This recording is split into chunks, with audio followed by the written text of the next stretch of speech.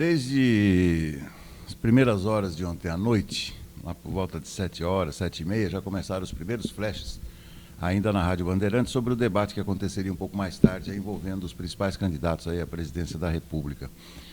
E num desses flashes, o diretor de jornalismo da Bandeirantes, o Fernando Mitre, conhecido jornalista já há muitos anos na emissora, falou que esse debate, na verdade, começou a ser construído em novembro do ano passado. Então, ele tratou de processo e não propriamente como um formato que ali se estabeleceria. Bom, para quem teve 8, 9 meses aí para preparar um debate, a forma do debate, pessoalmente, me desapontou bastante. Acho que se preocuparam mais com o cenário, com a iluminação, do que propriamente com a temática, por vários fatores, mas alguns deles chamam a atenção. Primeiro, ao colocarem 6 e não 4 candidatos, os 4 principais, né, eles levaram para lá o Felipe Dávila, que dá até para ficar pensativo, né? Como é que um homem desse chegou a uma carreira de sucesso como ele tem, né? Como ele apresenta, né? Com tanta riqueza, tanto poder, enfim.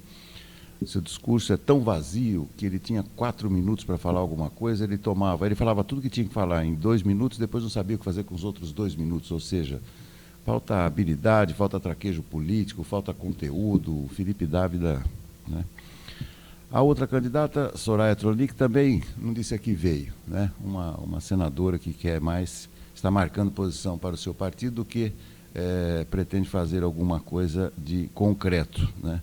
No mais, falou que tem um projeto econômico já que dura 30 anos, que foi desenhado, dá até para imaginar, né, um projeto feito há 30 anos atrás se encaixaria nas necessidades, né, do nosso país hoje em dia. E, no mais, causou surpresa também ela dizer que pode virar onça quando fica brava. Bom, enfim, 2 candidatos que não deveriam estar ali. O debate poderia ser um pouco mais concentrado na Simone Tebet, Ciro Gomes, em Lula e Bolsonaro. Aliás, quanto a Simone Tebet, ela teve uma boa... deixou uma boa imagem, mas porque se preocupou em bater na administração federal e depois engatou bem, né, no tema feminino, que, aliás, um tema inusitado que foi para o debate a reboque do que disse o candidato Jair Bolsonaro, que se perdeu totalmente ao agredir verbalmente uma jornalista, que não foi a primeira vez, e não tinha o menor sentido, Aliás, ele podia ter se aproveitado da pergunta, mas ele aparentemente não tinha dados sobre o esquema vacinal regular aqui no nosso país.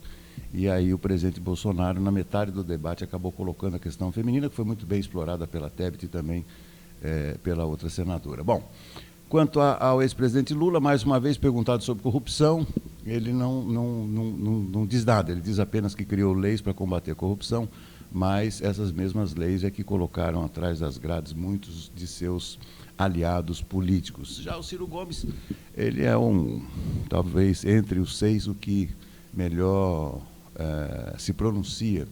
Muito articulado, fala muito bem, tem ideias, mas não consegue emplacar, talvez no auge da sua carreira política, a questão de limpar o nome do Serasa, que ele já bateu nessa tecla na outra eleição, e o seu renda mínima, o qual ele já deu o nome de Eduardo Suplicy, um petista que ficou a vida inteira em busca de apoio do seu partido e também não teve no PT, e o Ciro está resgatando isso. Enfim, mais do menos, as perguntas dos jornalistas, quem acompanha o trabalho desses jornalistas sabem que foram totalmente tendenciosas, sabem das posições que esses jornalistas têm quando escrevem, quando divulgam também.